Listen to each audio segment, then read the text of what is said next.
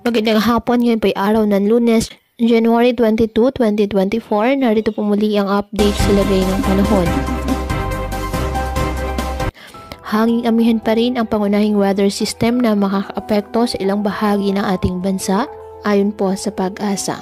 Sa ngayon, wala na po tayong minomonitor o namamataang anumang sama ng panahon sa loob ng ating PAR na maaaring makaapekto sa ating bansa. Samantala, may gale warning ngayon na nakataas sa Batanes, Cagayan, kasama ng Babuyan Islands, Ilocos Norte at Ilocos Sur, na kung saan delikado po ang pumalaot, lalo na ang ating mga kababayang mangingisda at may maliliit na sasakyang pandagat. Ngayong araw, apektado ng amihan ng Apayao, Batanes at Cagayan, kasama na ang Babuyan Islands, kaya asahan na maulap na halangitan na may mahihinang pag-ulan.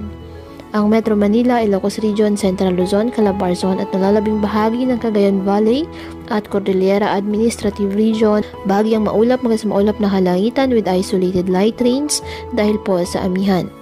Apektado ng mga localized thunderstorms ang nalalabing bahagi ng ating bansa.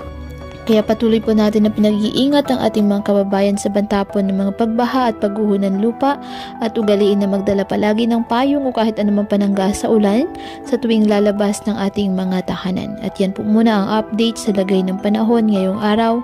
Muli patuloy po tayo na mag-ingat at palaging tandaan, God loves you. Stay safe and God bless.